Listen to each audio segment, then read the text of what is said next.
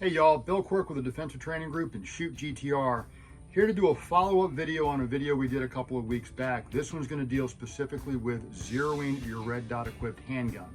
So the video we did a couple weeks back was talking about the installation process and how important that is to get the optics securely and properly mounted onto the pistol. Today we're going to talk about, now that you've gotten that done, how do we zero the gun? So when we talk about zero, what we've got here, this is your eyeball. This is your gun down here.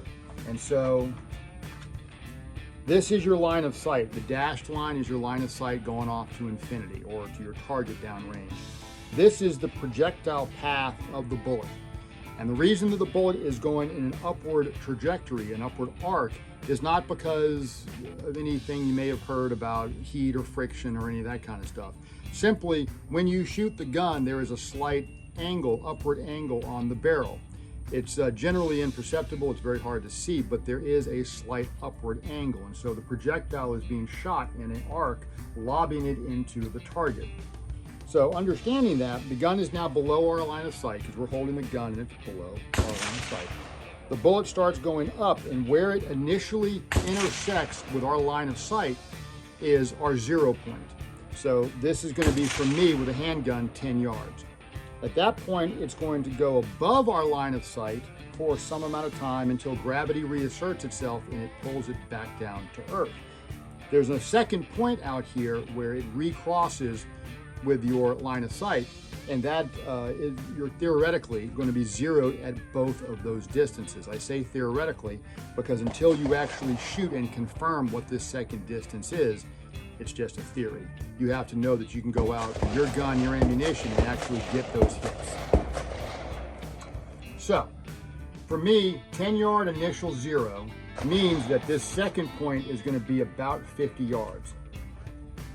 When I'm doing demonstrations in class and I'm shooting on a bullseye or something at about 5 yards, I understand that my bullet path is below my line of sight at that point. And that means that I need to put the dot a little bit higher in the X ring, in order to get that X hit, because my line of sight is above the bullet path.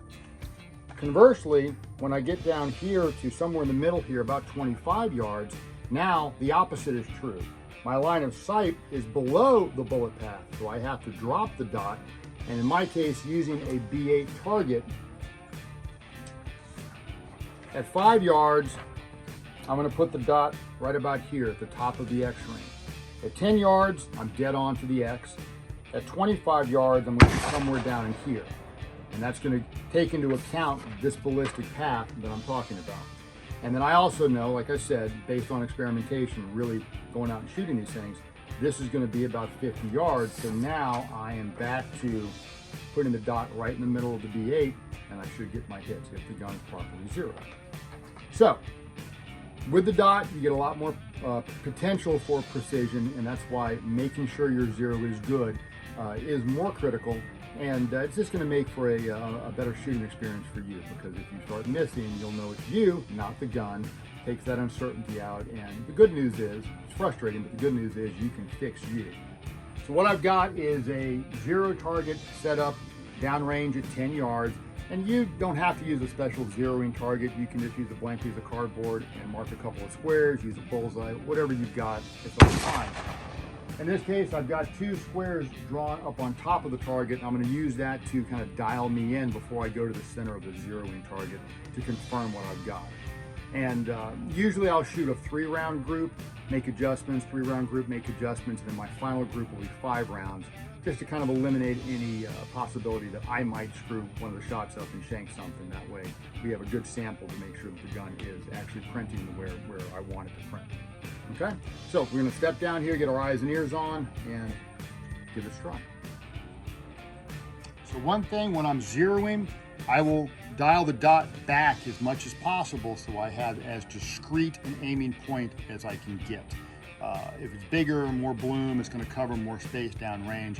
I want something as specific, as precise as I can possibly get it. All right, so here we go. So we're going to go on the left upper square to start.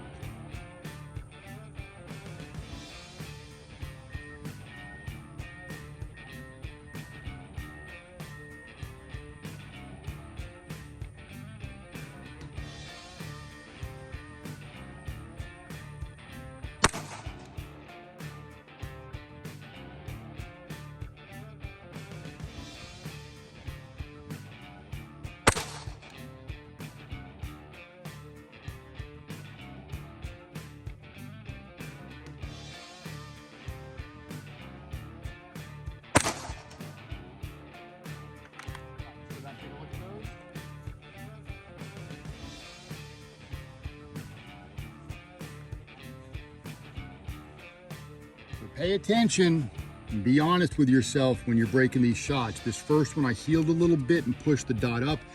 Again, we talked about the benefits of the red dot. You can get more feedback from the dot. I saw that happen, so I know that's what happened in addition to feeling it. And then also, so then my second two shots though were better. The theoretical center is going to be on this line right here, so I'm going to move it over a couple of clicks. Now, a quick discussion about the clicks and whatnot. If you're using a specific zeroing target, you can see that it says calibrated for 1 MOA adjustments per click. And mathematically, you can figure out how many clicks should I go, left, right, up, down, whatever. Math is hard, and to be completely candid, what I generally will do are gross adjustments. So in this case, I'm gonna go over probably 3 clicks, see what happens, and then back off as I need to. You can figure it out mathematically if you're into that kind of thing. Absolutely, that's perfectly fine. Or you can just sort of feel your way through it. Go with gross adjustments and kind of get things vectored in as are appropriate.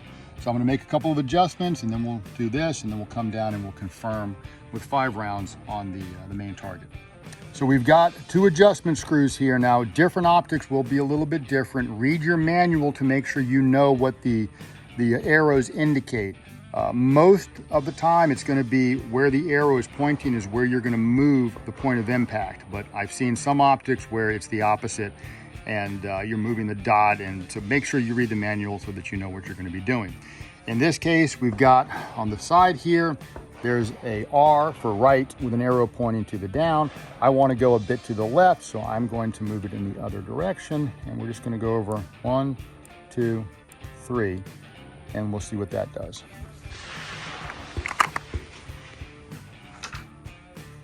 Okay, so now we're going to be on the rightmost upper square.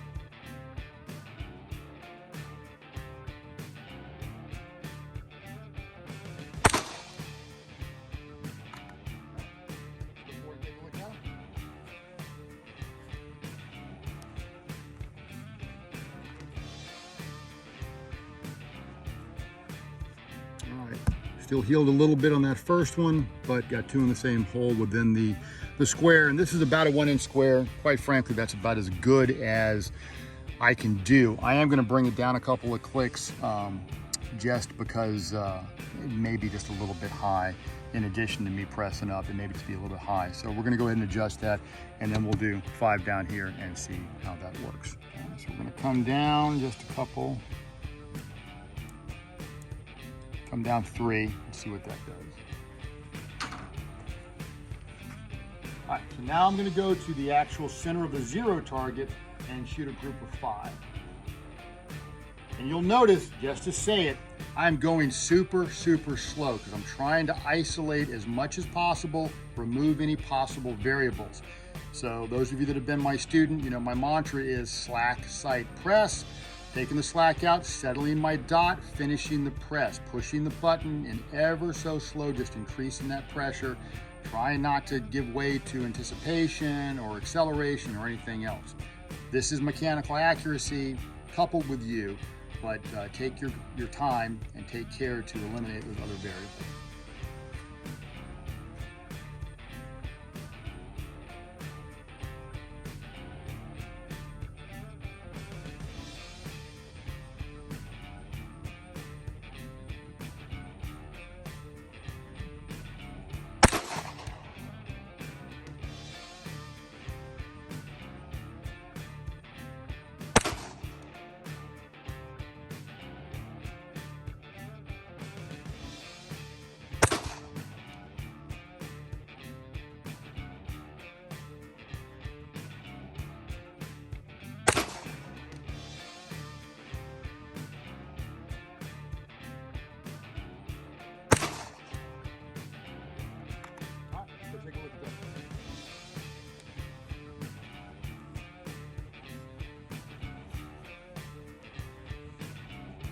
All right, so I'm gonna call that good.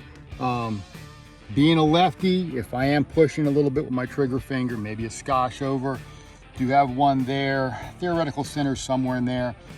That's about as good as I can give you though, at 10 yards on that tiny circle there. And I've got all 5 within the circle, all touching the inner white. I'm happy with that, and I'm gonna call this one good, okay? So, this is how we can go about zeroing the pistol, the red dot equipped pistol. Take your time. If you've got any questions, put them below and ask us. And while you're doing that, if there are any other videos that you're interested in seeing, give us a comment, give us some feedback. If you want to know more about the pistol that I just built, this PDP with the Parker Mountain Machine comp, put a comment in there and maybe we'll do a video about that or whatever you want to see. So, I'm Bill Quirk. In the meantime, you all stay safe.